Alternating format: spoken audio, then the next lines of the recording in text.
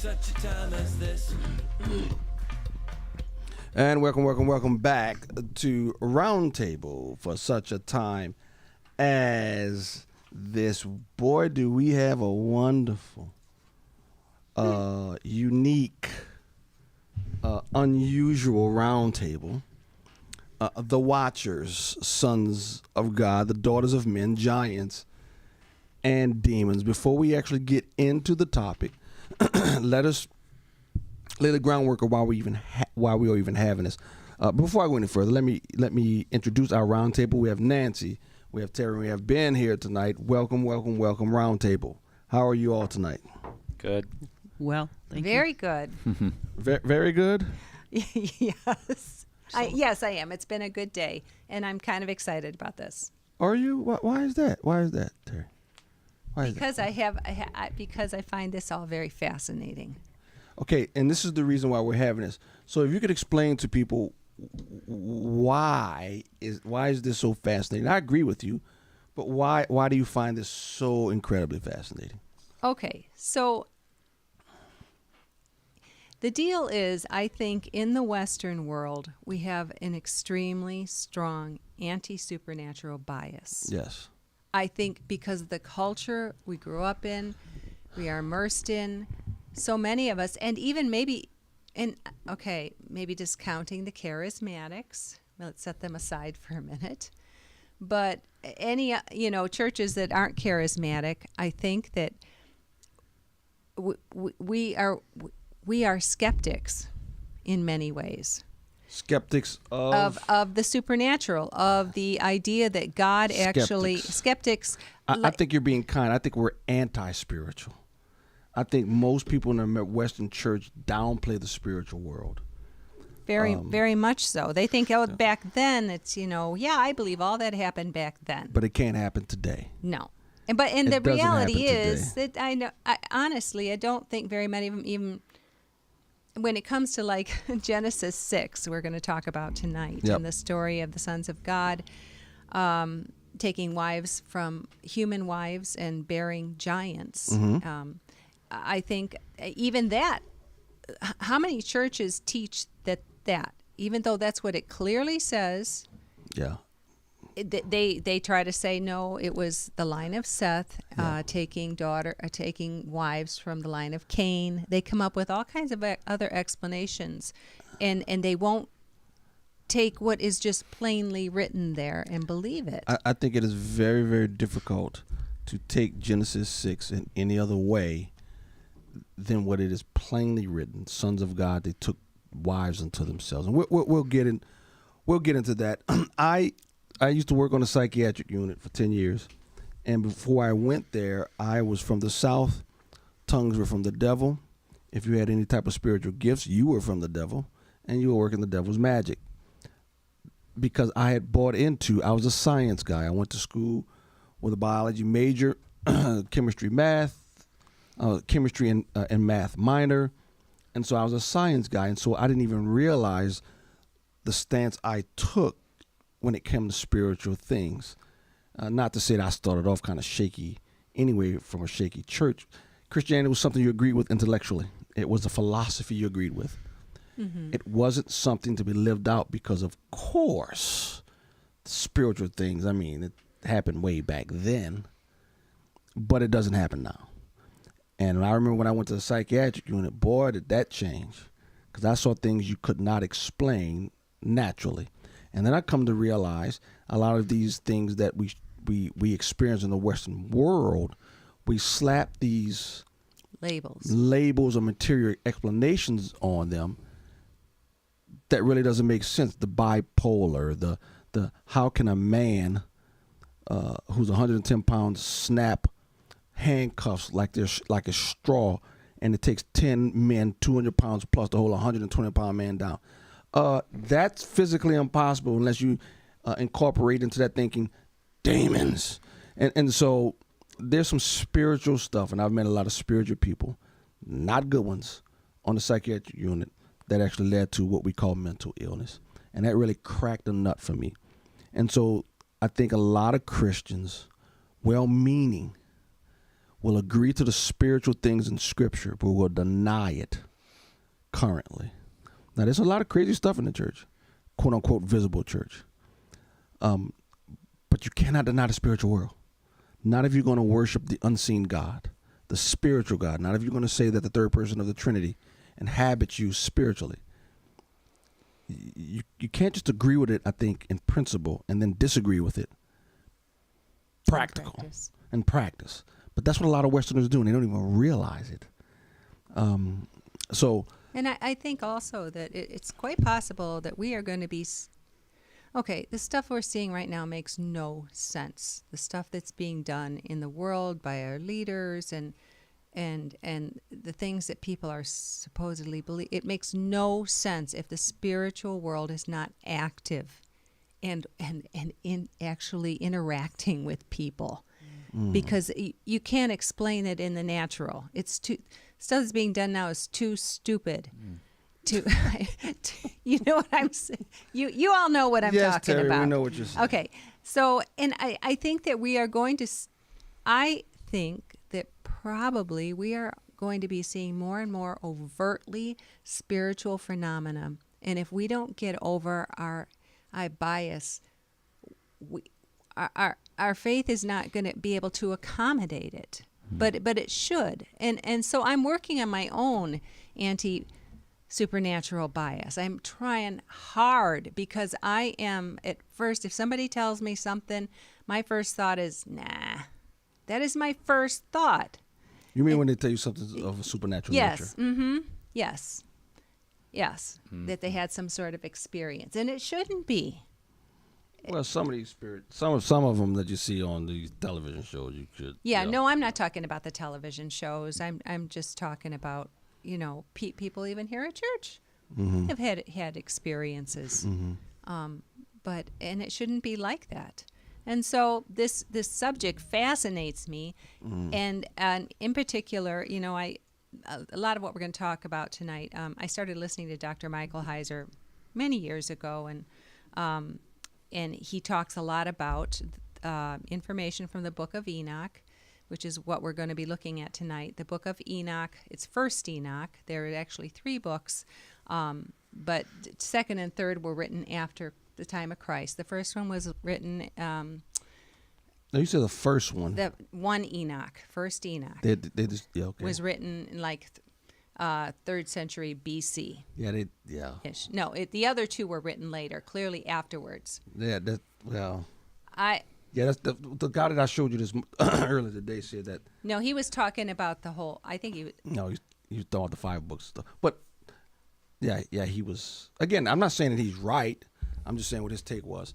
Well, the Book of the Watchers, there's no reason to believe that. I mean, the Essenes had it, so it was found. In lots of fragments of the book that we're talking about tonight, which is the Book of the Watchers, which is one of the books that comes out of First Enoch. Lots of fragments were found in the Dead Sea Scrolls. It's clear, there was so much material, it was clear that the Essenes, who were the I don't know what you want to call them, super strict, super orthodox sect of Jews for whom the Pharisees were liberals, right, compared to the Essenes. Really? The Essenes took this very, very seriously. Let me play the first video we have here. The Book of Enoch seems to be one of the most popular extra-biblical books from the ancient world. Many are fascinated by what this book says and the influences it had on the culture and biblical canon. Some people go so far as to say that this book is inspired by God and should be part of the Bible and dates back to Enoch himself. But is this all true, or is Enoch just another late document that was never considered scripture? All right, that's his first one that we probably should have played at the very, very beginning. But then he actually talks about the dating, and I apologize. When I was taping this, there was a little bit technical difficulties. This one may be fine, but I think the last 3 are going to have a slight echo. But I think he gets into the dating in this one. Here we go. The Book of Enoch was written and pieced together by multiple authors over a few centuries. The authors claim to have received special revelation from the patriarch Enoch, who ascended into heaven and was shown heavenly secrets concerning the end of the age. which they thought was imminent. The reason why we know it dates to this time period is because of various internal indicators.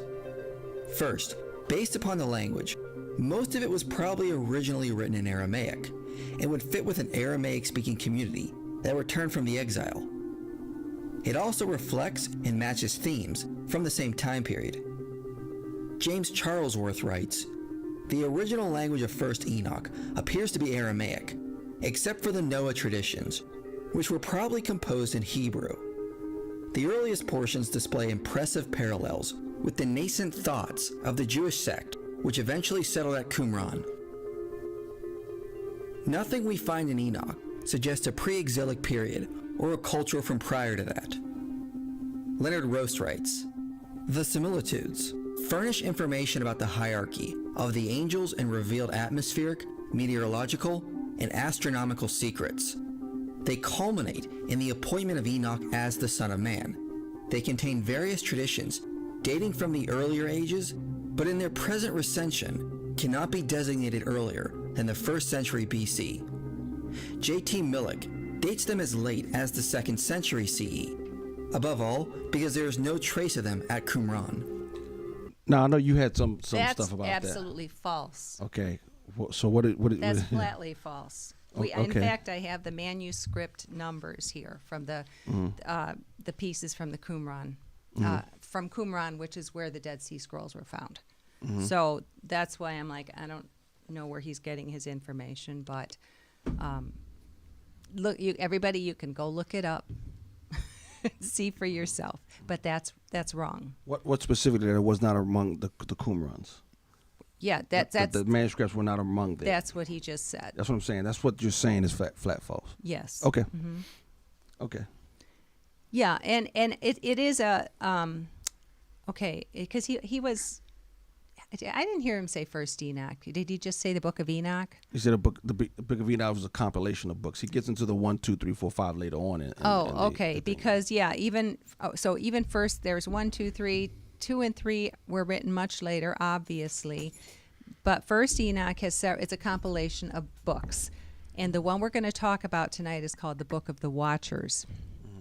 The Book of the Watchers was read by New Testament writers, including Peter and Jude. Jude directly quotes it here in Jude 1:6. It says, "And the angels which kept not their first estate, but left their own habitation, he hath reserved in everlasting chains under darkness unto the judgment of the great day." And Peter doesn't quote it, but he does relay its content when he said in 2 Peter 2:4, where he says, "For if God spared not the angels that sinned, but cast them down to hell, and delivered them into chains of darkness to be reserved unto judgment." So clearly, the concept is at least the concept is repeated in the New Testament. yes.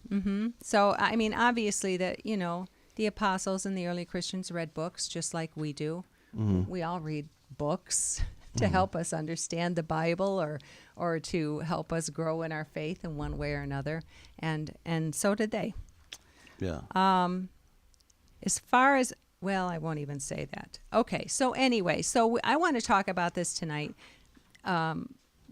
because it really, for me, it also just, because there are so many details. First, the Book of the Watchers basically is the backstory of Genesis 6, 1 through 5. Now, when you say it, the backstory. Yes, it's all okay. It's their rendition. Purports to be there you go. the details. Yes. The details. I mean, we only have 5 verses there. When man began to multiply on the face of the land, and daughters were born to them, the sons of God saw that the daughters of man were attractive, and they took as their wives any they chose. Then the Lord said, quote, "My spirit shall not abide with man forever, for he is flesh. His days shall be 120 years. The Nephilim were on the earth in those days, and also afterward, when the sons of God came into the daughters of man, and they bore children to them. These were the mighty men who were of old, the men of renown. And the Lord saw that the wickedness of man was great on the earth, and every intention of the thoughts of his heart was only evil continually." So the Book of the Watchers purports to give the details. More information. Of this. Yes. Concerning this what's going on in Scripture here. So, and again, I just want to be very clear. Every time the word Son of God or that term is used in the Old Testament, it clearly is referring to angelic beings. This is the only place some people say, well, no, it's something other than angels. It's always been angels. I don't see how you can argue. It's otherwise. Interesting because most Bibles don't. Wait, I'm trying to think. Hang on. Oh, never mind. I'm thinking of a different place. Yeah, no. Every Bible, sons of God here. Yes, it does. You're right. I was thinking of the other passage, Deuteronomy 32. Sure. 8. Yes. But we're not going to talk about that tonight. I not think. tonight. Not tonight. So. But go ahead. So anyway, I thought that the best thing to do would just be. Oh, and let me just say too. So, do I know that everything in here is true? No, it's not Scripture. I don't advocate that it ought to be added to the Bible or anything of the sort. But I think that it's quite possible that it is true. Some of it may be true. Absolutely. Yeah. So we're going to take a look at it. Okay. All right. So is that the first? That is the first slide. Okay, great. Okay, so I thought this was interesting. We're starting at the very beginning of the Book of Watchers. It is, okay, so it says, the words of the blessing of Enoch that he used to bless the chosen and righteous, who will be living in the day of tribulation, when all the wicked and godless are removed. He took his declaration, saying, Enoch, a righteous man whose eyes were opened by God, saw the vision of the Holy One in the heavens. The angels showed me, and I hear everything from them. I understood what they showed me, but it was not for this generation, but for a distant one that is still to come. Mm-hmm. So I thought that was very interesting, that what he was saying is, I'm writing this down. We're recording this not for my contemporaries, but for a generation that isn't here yet. And if you look back up at it's in yellow, a generation who will be living in the day of tribulation. Well, from Enoch's perspective, that could very well be Noah.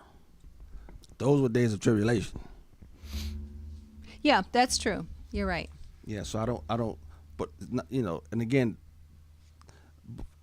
but for a distant one that is still to come, that could still be Noah from Enoch's perspective. Let's see. Enoch was. He was Noah's great grandfather. Well, Jared was his great grandfather. Well, Enoch definitely is in that line of Noah. Yes. Oh, yes, he is. I forget how many. I meant to look that up. I forget too. Could I ask a question here? Who will be living in the day of tribulation? This statement confuses me. When all the wicked and godless are removed. Yeah, they were removed in the flood. Okay, that's what. That's true. You're right. You could be looked at that way too. Or you could be talking about Revelation. Is that what you're talking about? Yeah, that's there? what struck me. But you're absolutely right. It could be the flood, or it could be Revelation. Wicked and godless. Well, if you read Enoch altogether, he clearly talks about the Son of Man coming. He's clearly talking about the second one too. Does that make sense? He's talking about Revelation. Oh. The second time of tribulation. Later on in the book of Enoch, he is talking about the days of Revelation. But this could be, you're saying, that could Noah, because wicked and godless are removed, and that confuses me. Then why would there be tribulation? No, well, I thought the tribulation was when the godly people were removed. It's leading up to the wicked and godless and being removed. Okay, the tribulation. That's the way I read it. Yeah, me too. Enoch. Okay. Yeah. But yeah, I see it could be both. Yeah. Okay. So let's see, third slide. So here we start right away. It came to pass when the children of men had multiplied that in those days were born unto them beautiful and attractive daughters. The angels, the children of the heavens, saw and lusted after them, saying to one another, Come, let us choose wives from among the daughters of men and father children. And next slide. I'm probably not going to say this right, but Samyaza, who was their leader, said to them, I fear you won't actually agree to this act, and I alone must pay the penalty of a great sin. They all answered him, saying, Let us all bind ourselves by mutual curses not to abandon this plan, but to do this thing. Then they all swore together and bound themselves by mutual curses upon it. So here's my thing. Uh-huh. If we're just looking at it critically from that which you know of Scripture, I fear you won't actually agree to this act, and I alone must pay the penalty of a great sin. Oh, I see. He's saying it because they had already fallen at this point. Well, if they're contemplating doing this, I'm going to say that they've already contemplated the sin in their hearts. Yeah, and so they're just saying paying extra what they've already done because, again, being swept up in the rebellion of Lucifer, you're already judged and you're already condemned at this point. They're just saying maybe more punishment heaped on top of what has already happened. Okay, I got it. All right, got you. Go ahead. Okay, so. Next slide. Yes, 5. So it says there were 200 total who descended in the days of Jared. And Jared, I believe, was Noah's great-grandfather, on the summit of Mount Hermon, and they called it Mount Hermon because they had sworn and bound themselves by mutual curses upon it. These are and so next slide, 6 has all the names. I'm not going to read them, but it says at the bottom, these are the commanders of 10. So that makes a total, there are 20 names there, makes a total of 200 sons of God, which is, it doesn't really matter how many, but you're making a face, Pastor James. Because I'm thinking back in the scripture when it talks about the many angels that fell. Maybe it's just 20 that participated in this, but as the scripture says, many fell to the like in which can't be numbered. You see, and I'm not sure that those. Yeah, these are just these on Genesis 6. Right. That participate in this. Okay, I got you. Yeah, I'm not sure that one has anything to do with the other. I got you. Okay, 7. So they and all the others with them took for themselves wives, each choosing for himself one. They went to their wives and defiled themselves with them. They taught them charms, enchantments, the cutting of roots, and made them acquainted with plants. So I thought a couple things were interesting here. They only took one wife.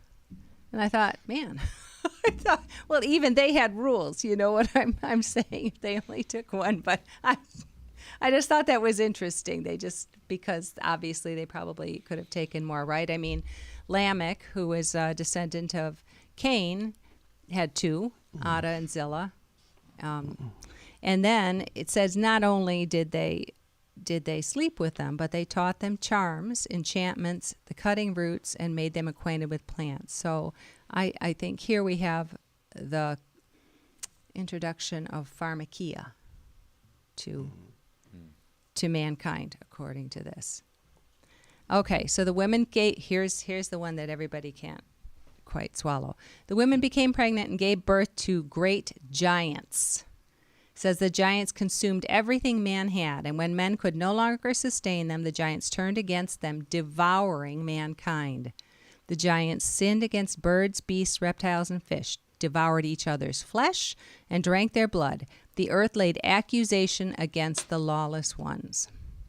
Okay, so the picture is these giants became like a parasite on the planet, eating everything. And then when they ran out, they became cannibals. And remember, at this point in time, everybody's supposed to be eating green plants, right? He's giving them, the green seed for food. According to earlier in Genesis, that's what God said. There was no eating of flesh. And not only that, but it says they drank their blood. But hold on. What he gave man the green plant to eat. Right. These are not men. So these are the offspring of angels. So well, I'm assuming that animals did not devour each other either, so right? The prohibition to not eat meat didn't apply to them anyway. They were fallen angels, so they didn't care about that. Okay, well, hang on. If there's at first just nobody was eating meat, not even the animals were eating meat, right? Because there was no death. Correct? No, there's death after they sin. This is long after Genesis 3. Sin comes in Genesis 3. Right, but that nobody was supposed to be killing anything at that point. No men. These are demons. I don't. But do you think animals were even Probably killing? not. Probably not. So I'm saying. What I'm saying, the prohibition that you're talking about, not eating stuff, that doesn't apply to demons who are already in the rebellion. They don't care. Are you saying that it was lawful for them to do that? What I'm saying is they're outlaws anyway. They're not going to abide by anything. Don't eat meat. Don't drink blood. Well, they're already demons. Right. Clearly they. That's what I'm saying. So any prohibition that was given, but I think they're not going to abide by. I think they still broke a rule doing this. They broke a rule when they started mating with the women. Right, but this is just another abomination that they perpetrated, if that makes sense. Anybody else? Pipe in. Anyone? Pastor was just saying they were in rebellion. Yeah, they were in rebellion. Right. So they were doing all kinds of... Yeah. Oh, I thought he was saying, well, that rule didn't apply to them. No. No, they're already in rebellion. Rules. Who cares about the plants? They're sleeping with humans. Yeah, but I think the picture is these giants are consuming everything. They're eating everybody out of house and home. The men cannot keep them supplied, so they turn on the men, and then they even turn on each other. They're eating the animals. It's a wreck. Yeah. That's what he's saying. It's just a total wreck. That's what the Enoch guy is saying. Yeah. And I also think it's interesting just to note it, and drank their blood. And when Noah got off the boat, that was one of the 5 prohibitions he had. You will not eat meat with the blood in it. Mm-hmm. So just a note. I know there's a thing about blood that I don't completely understand in the Bible, but well, the life is in the blood. The Bible says the life is in the blood. But I'm not sure what that means exactly. But anyway, okay. So Azazel, this next slide, taught men to make swords, knives, shields, and breastplates. He made known to them the metals of the earth and the art of working them, and bracelets, ornaments, and the use of antimony, and the beautifying of the eyelids, and all kinds of costly stones and all coloring dyes. Godlessness became widespread. They committed fornication, they were led astray, and became corrupt in all their ways, which, of course, is an echo. It's same thing along the lines of God saying every intention of their heart was evil. Sure. So this gives a picture of these sons of God teaching mankind who is sinful because they've already fallen, now how to double down, make weapons. That's perfectly logical. Yes, they're doing it now. Right. So, it wasn't enough that mankind fell. Sure. It's like throwing gasoline on the fire. Sure. Let's see. And again, next slide. Samyaza taught drug magic and root cuttings, and Armaros the application of sorcery. Barakel taught astrology. And as men perished, their cry went out to heaven. So, in Genesis, you have Cain's, it's in 4, I think. I meant to grab a Bible, where it lists all Cain's descendants. And they're into metalworking. Which isn't sinful in nature. No, it isn't. Music and all that other stuff. This is demonic by nature. The stuff that Cain's kids did was not demonic by nature. No, but you know what? It suggests to me that perhaps these angels, these sons of God, were particularly interacting with Cain's clan. It's possible. Yeah, it's possible. Because, that's what Cain's clan is noted for. All these... Yes. Including, and I always wondered, how it didn't take very many generations when they started working metal and stuff. How would you even start doing that? Man was smart. They're not, I'm sure that they were smarter than we are, but I think they had help. This makes sense to me. I think they had a lot of help. That's conjecture. It is, but it makes sense. Okay. All right. Oh, and also, if the first, right after the genealogy, well, actually at the end of that, where is it? Let me read it. Escape. In the Bible, so right after talking about Cain's line and all this stuff they were making, et cetera, and it says, and Adam made love to his wife again. She gave birth to a son, named him Seth, saying, God has granted me another child in place of Abel, since Cain killed him. Seth had a son, he named him Enosh. At that time, people began to call on the name of the Lord. And I really didn't have a picture at all of what does that mean? And did they just decide, oh, let's start worshiping the Lord again or whatever? Yeah. But this actually, this is just speculation, but I think they were crying out, help. Mm-hmm. That makes a lot more sense to me, because when do we turn to the Lord the most fervently, right? When we're in trouble. Mm-hmm. Right, because they were in trouble. Things were not going well. If this is what's going on the planet. Right. Mm-hmm. Oh, yeah, I had it right here, and I forgot that I had it. I could have just flipped up to the next. So go to 12. 12? Yeah. So then Michael, Sariel, Raphael, and Gabriel looked down from heaven and saw considerable bloodshed on the earth and all lawlessness being done on the earth. They said to one another, the earth, deprived of its inhabitants, cries up to the gates of heaven because of the voice of their outcry. Now to you, the holy ones of heaven, the souls of men, make their plea, saying, bring our cause before the Most High.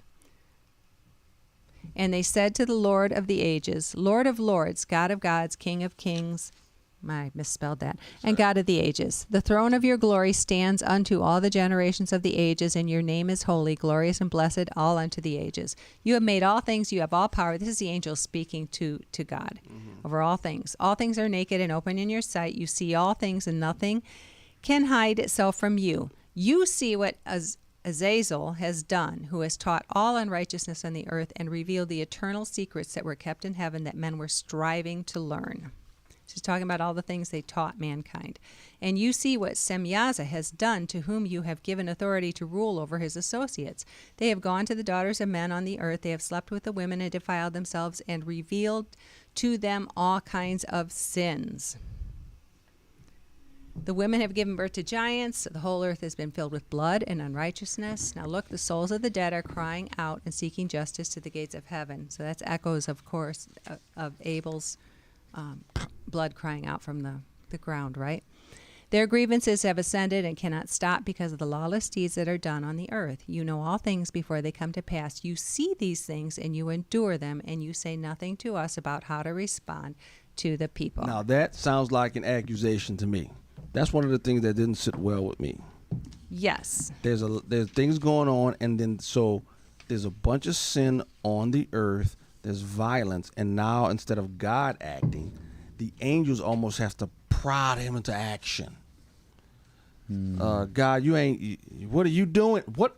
Get off the throne, God, and do something. But that right there, I think I told Terry earlier, their grievances have ascended and cannot stop because of the lawless deeds that are done on the earth. You know all things before they come to pass. You see these things, and you endure them, and you say nothing to us about how to respond to these people. Doesn't that sound like an accusation to me? The way you read it, it absolutely does. 100%. And I don't. This is a. You see these things, and you endure them, and you say nothing to us about how to respond to the people. That still sounds like an accusation to me. Well, it also depends on the way it's translated to. This is an easy English translation. Okay. So I don't know if it is or not. Okay. It did remind me of. Okay. It did remind me of when Moses returned to the Lord and said, "Why, Lord, have you brought trouble on this people? Is this why you sent me? Ever since I went to Pharaoh to speak in your name, he has brought trouble on this people, and you have not rescued your people." Oh, that's definitely an accusation. That is definitely an accusation. But Moses is a man on earth. These are supposedly angels in heaven who behold his face. Two different things. I agree 100%. Moses complains a lot. He fights with the Lord, right? Does. I'm slow of speech. Don't send me. I mean, we get that with men on earth. These are holy angels who go into his throne room, behold his face. You know what I'm saying? I don't know. I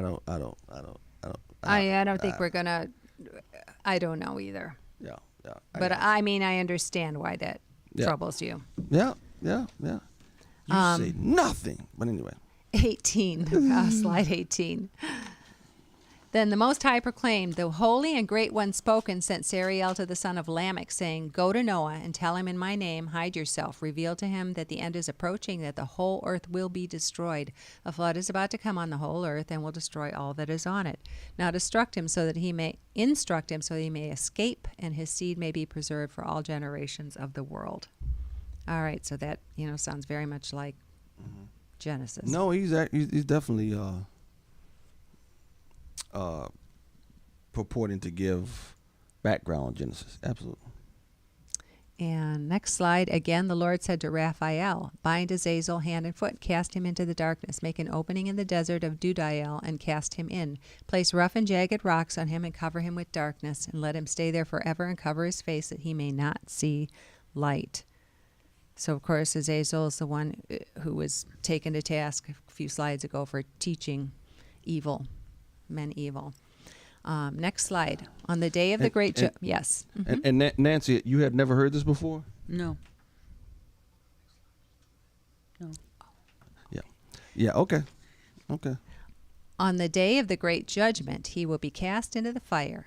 Heal the earth that the angels have corrupted, and announce the cleansing of the earth, that I might heal the plague, that all the children of men may not perish through the secret things the watchers have uncovered and taught to their sons. The whole earth has been corrupted through the works taught by Azazel. Accuse him of every sin. Now, that's the one we talked about, that I said, I think it's wrong to ascribe sin. I think the watchers are ascribing sin and everything that's going on to the watchers, where I think Genesis does it to Adam, the sin of Adam. Oh, I think I Romans ascribes it to Adam. So read that again. Look at that. On the day of the great judgment, he will cast into the fire, heal the earth angels, that the angels have corrupted and announced the cleansing of the earth, that I may heal the plague, that all the children of men may not perish through the secret things the watchers have uncovered and taught to them. They're not going to perish because of what the watchers did. They're going to perish because of sin and what Adam did, right? Well, I obviously, are they? I mean, would they have been in this situation without? If this is true, without what the watchers teaching them all these things and coming down and the giants cannibalizing each other, and yes, would it? I don't think they'd have been at this. But to say this level, the children of men may not perish through the secret things the watchers have uncovered and taught to their sons. Look at verse 8. Maybe this is better. The whole earth has been corrupted through the works taught by Hazel. Accuse him of every sin. Accuse him of every sin. You can't do that. It's the sin of Adam. You can't accuse him of every sin. Now, maybe this is poetic. And maybe he's talking about the horrific sins. Maybe Azazel has done every sin. No. That's the way I took it. Accuse him of every sin. He's done it all. The whole earth has been corrupted through the works taught by his. Okay, I can see. All right, I'm not going to nitpick. It definitely, this book definitely puts the emphasis is absolutely on these sons of God who rebelled. But Genesis 6 says it's the work of men whose thoughts are continually corrupt. So in Genesis 6, he brings the flood because of the corruption of men, not the corruption of angels. I think it was.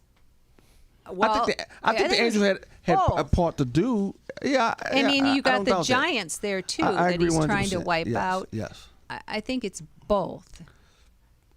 But the Bible definitely is very centered on human beings and their son. Correct. And this is saying, well, it wasn't just them that was the problem here. Of course, the angels were judged. Yes. Okay.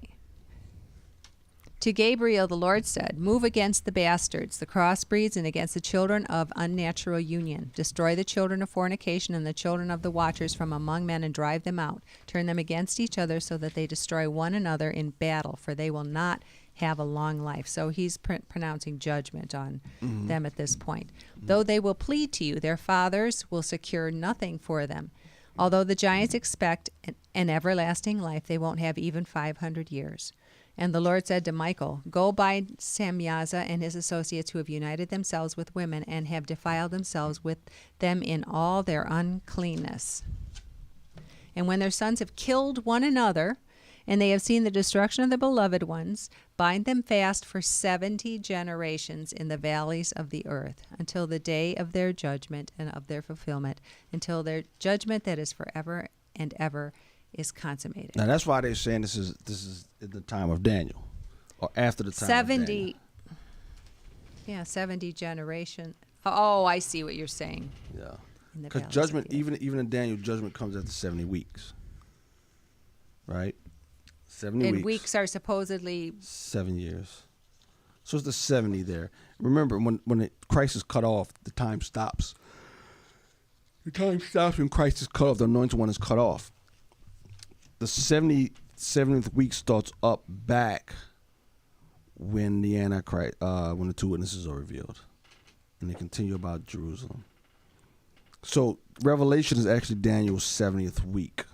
That's what Revelation is. okay, and this is 70 generations. Yeah, generations, In the weeks, epochs. Yeah, I'm trying to make a correlation. Yeah, between I this did notice the 70. and, I mean, and there- Daniel. there Yeah. seem to be numbers that the Lord likes. Assuming this is from the Lord, but Right. yeah. In those days, they will be taken to the abyss of fire, to their torment, and to the prison where they will be confined forever. Obviously, this is an allusion to judgment, Revelation, the lake of fire. Whoever is condemned and destroyed from then on will be bound together with them to the end of all generations. I'm assuming that it includes human beings. Destroy all the chimera spirits and the children of the watchers, because they have wronged mankind. And let me ask you this, Pastor. So, is it possible that the seed of the serpent, I mean, obviously the giants are the literal seed of the serpent. I mean, it means more than, obviously it means anybody, unbelievers, anybody whose father is the devil, that's the seed of the serpent. But these were very literally the seed of. But here's the problem. The problem with that is that the serpent is identified as Satan, right? That serpent in the garden, the devil from Right. Eden, remember he's identified as Satan. So the serpent that he's talking to is the devil. As far as I understand, the devil did not participate. Yeah, no, it doesn't. In Genesis look like 6. He did, so. Right? So it would be the seed of Shemaiah, whatever his name is. Not necessarily the seed of the Satan. Okay. You see what I'm saying? Unless you want to make it metaphorically. But, right. I mean, if you're talking about the literal seed of demons, he did not participate in 6. Well, the seed of the sons of God. We're going to get to the demon part here. Okay. In those, I'm sorry. No, go ahead. No, go ahead. Let's see. The earth will be cleansed from all defilement, all sin, all punishment, and all torment, and I will never again send a worldwide flood on it from generation to generation forever. Before these things, Enoch was hidden. So I'm assuming that is an allusion to when he disappeared, right? He was no more in Genesis. Yeah, I assume so. Okay. So none of the children of men knew where he was hidden or where he dwelt or what had become of him. His activities involved the watchers, and his days were spent with the holy ones. I, Enoch, was blessing the Lord of majesty and the King of ages, and look, the holy watchers called me, Enoch the scribe, saying to me, Enoch, you scribe of righteousness, go, declare to the fallen watchers of the heavens, who have left the high heaven, the holy eternal place, have defiled themselves with women, have done as the children of the earth do, and have taken themselves wives. You have worked great destruction on the earth. Let me ask you something, Terry. Do the possibility of first Enoch, at least in your opinion, first Enoch may have been...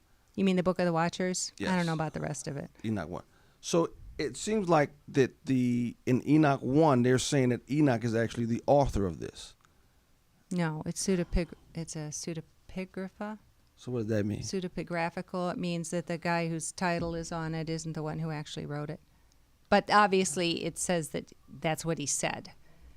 But they don't claim that he wrote it. Mm-mm. Who does? Okay. All right. Okay. Gotcha. Okay. Next. Let's see. On 29. Go ahead.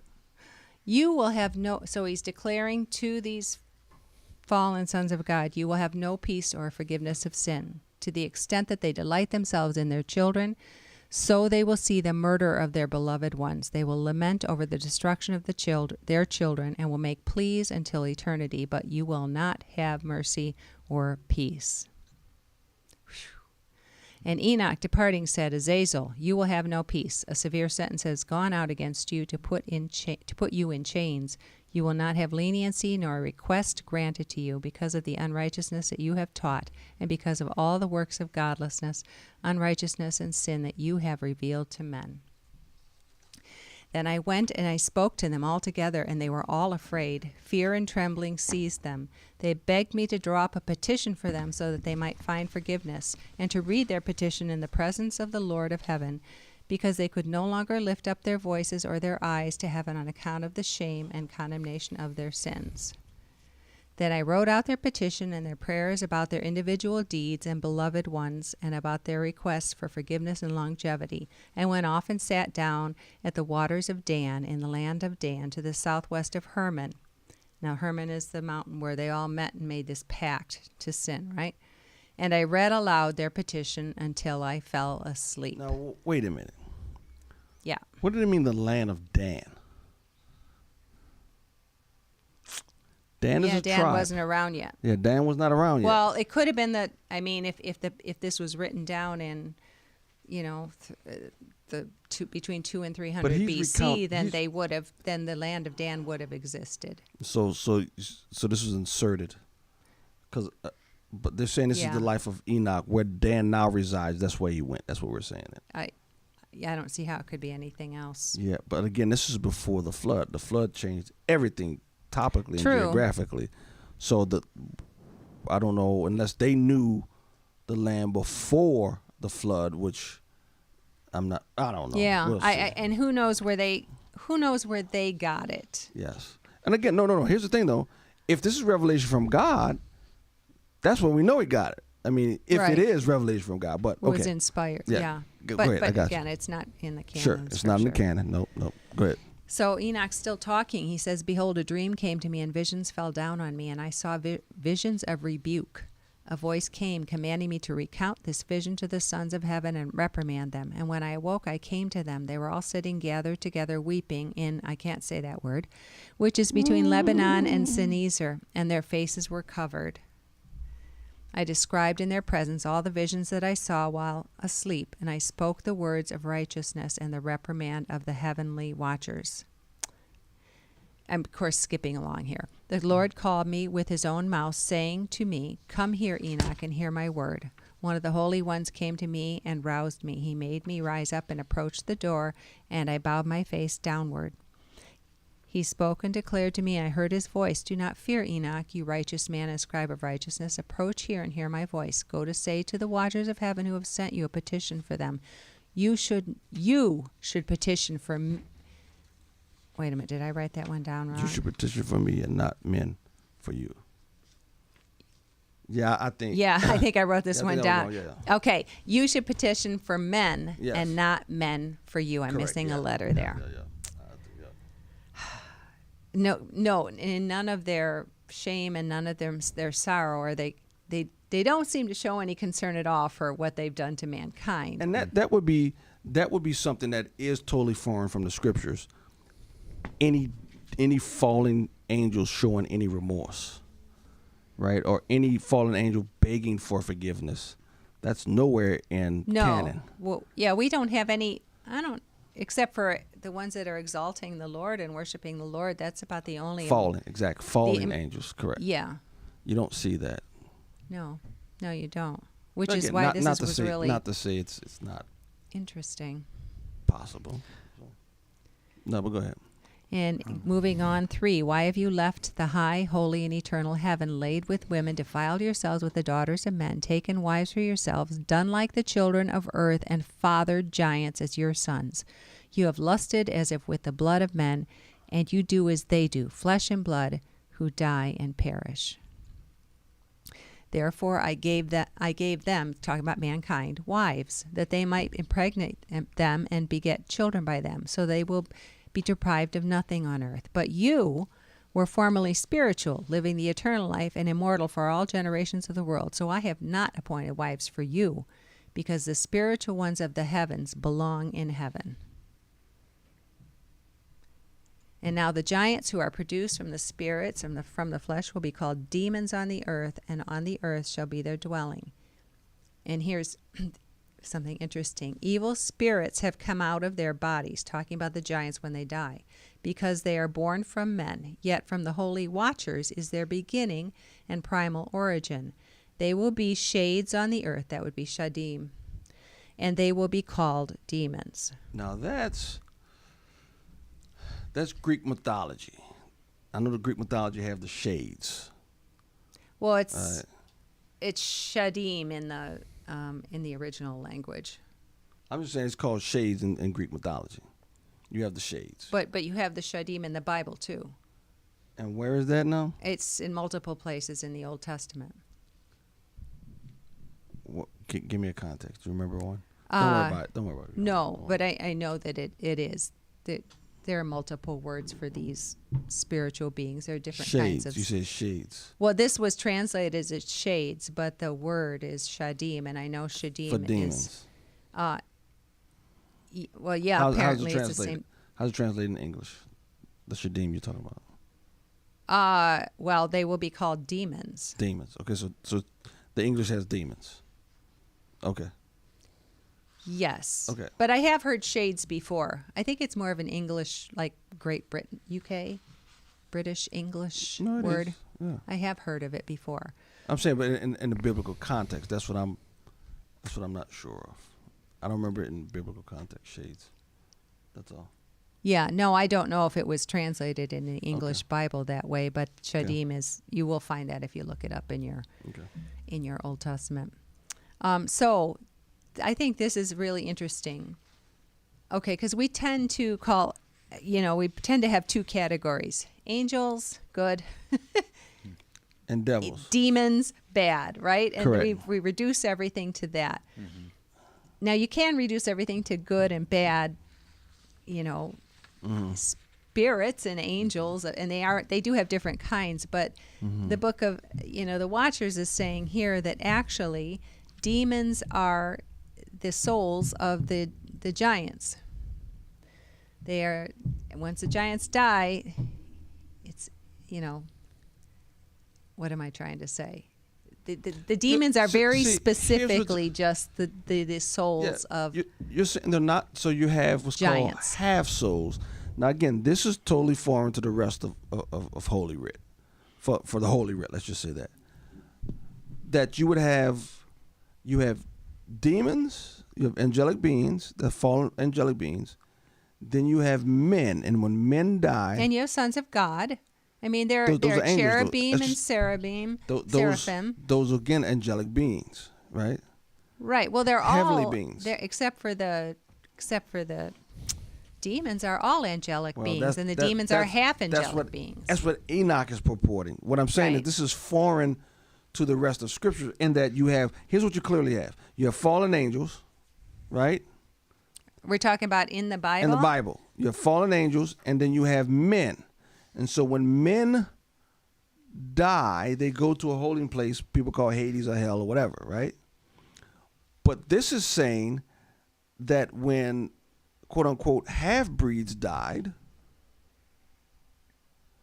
they didn't go to regular hell like men do. No. In fact, they walked the earth. Not yet. In fact, the very next slide says, gives us more information. Mm-hmm. As for the spirits of heaven, in heaven will be their dwelling. But as for the demons of the earth that were born on earth will be their dwelling. The spirits of the giants afflict, oppress, destroy, attack, do battle, work destruction on the earth, and cause trouble. They do not need to eat food, but still hunger and thirst, causing offenses. These demons will rise up against the children of men and against the women because they have come out of them. And next slide. For the days of slaughter, the destruction and death of the giants, the demons have left their flesh, will destroy without incurring judgment. So they will destroy until the day of fulfillment, the great judgment, where the age will be fulfilled over the watchers and the godless. So it makes it sound like God is like sentencing them to roam the earth and letting them cause destruction until final judgment. The thing I have with that is those who are being thrown in hell, it's the fallen angels and it's men who rebel. They seem to be making a third category, half-breeds. Wait a minute. Well, but if you, what would a soul of a being that's half I think they're human. Angelic and half. They can't be 100% human because they weren't all human. Was Goliath human? I think he was a giant. I think he was one of these things. No. So Goliath didn't have a soul. He's a half breed. So he didn't have a soul. No, he does have one. So you think he's probably still wandering around out there. Oh, I don't know, Terry. That's what this says, right? Yeah, I think Goliath is in hell.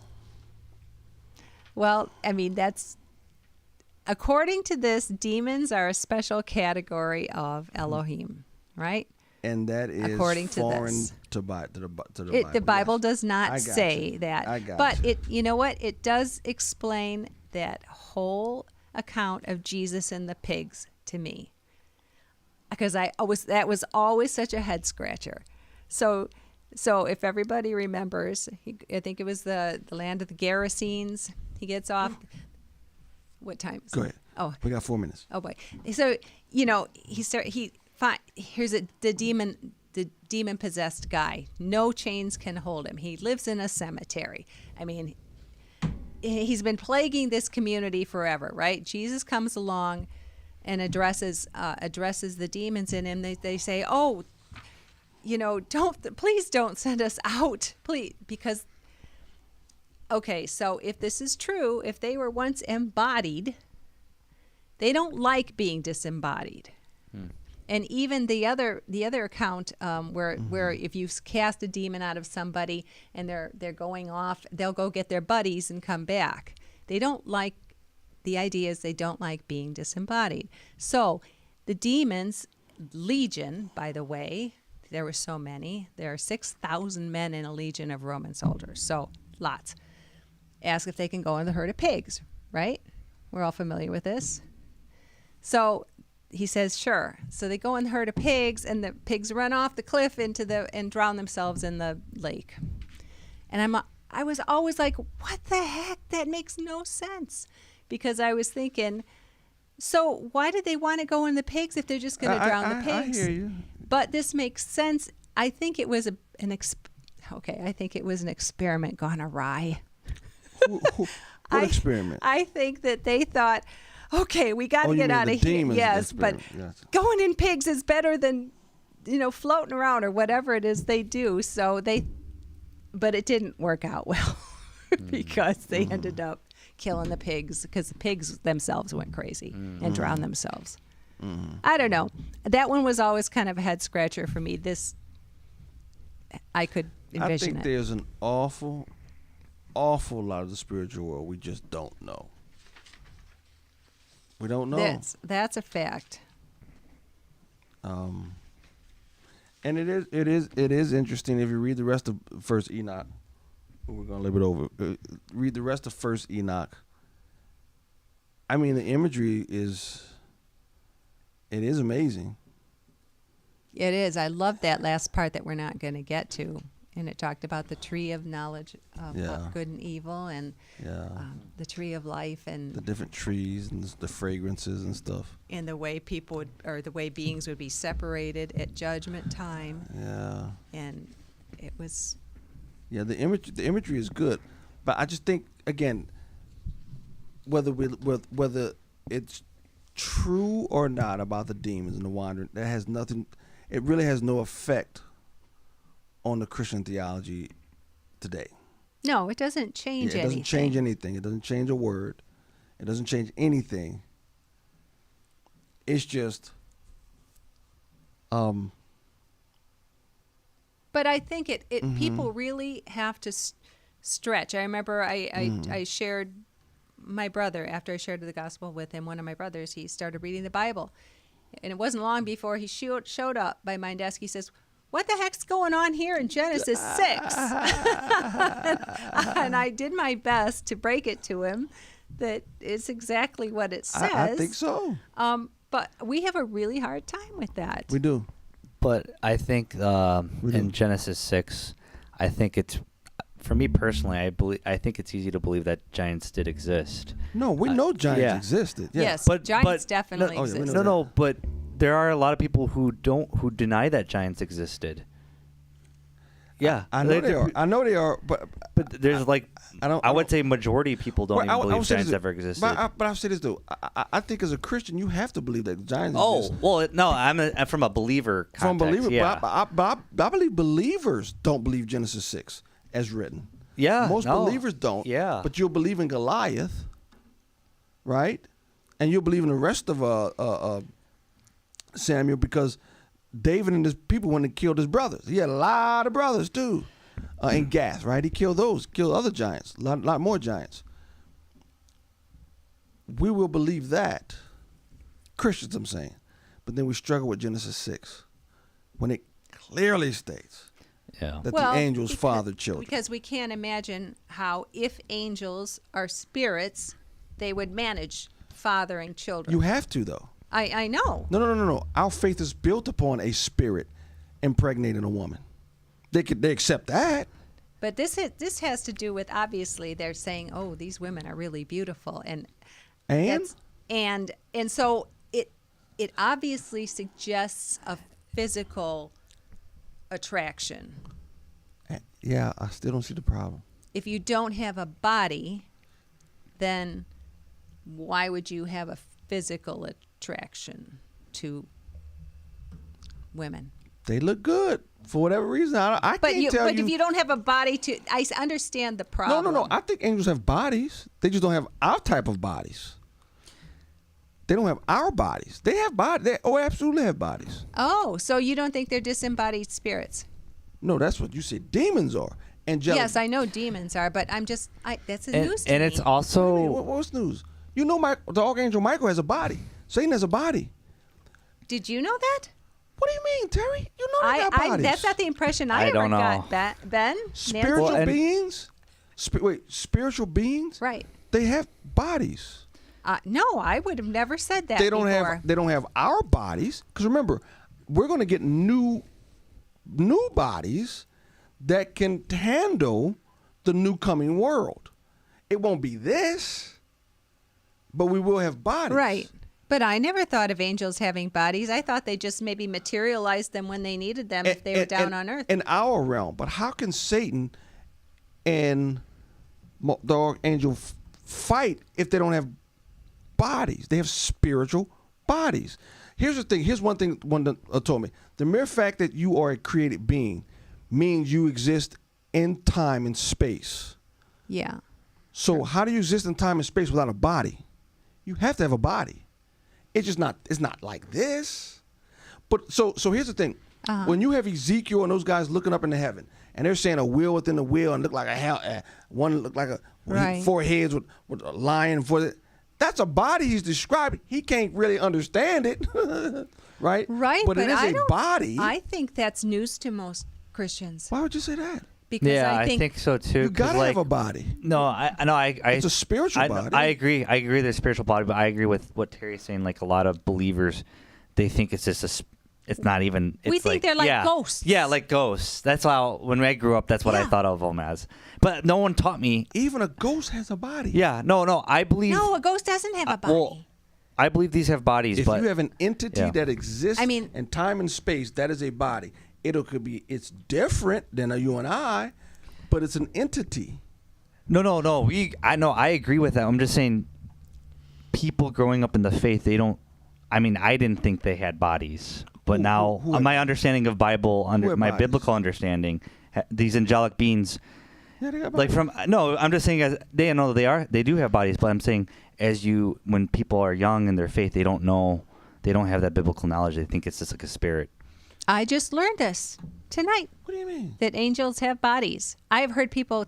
I've recently heard people speculate about that, but I've never heard anybody I think when say people say it. bodies, you sure they're not saying bodies like ours? Well, like physical, like material, like you can touch, and it has.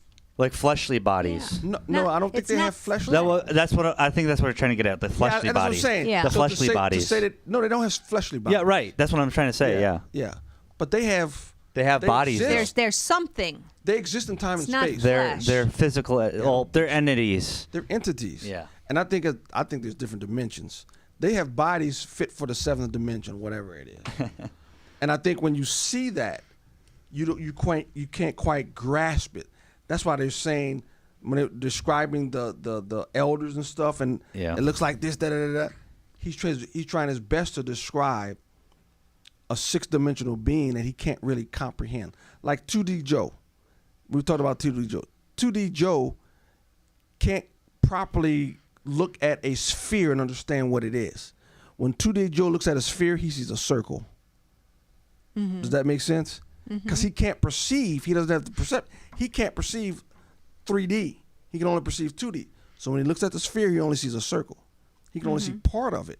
I think when we look at the fifth and sixth dimension, we can only see a part of it because we can't perceive those beings. They have to come down to our being and take upon our physical thing. But they have to have bodies.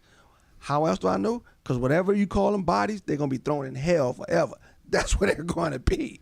Yeah. God's going to throw their bodies And they can in hell. appear as men. They can Yes, they can appear as men. Yeah. I mean, they thought I've they got were a friend men from and- Central America. I know we're way over time. That their culture conjures up demons. They have rituals. Yeah. And Oh, yeah. she's literally Oh, yeah. seen people appear. Oh, yeah, absolutely. And she Oh, saw someone appear and grab someone and threw them to the ground in the physical realm, and then they disappeared.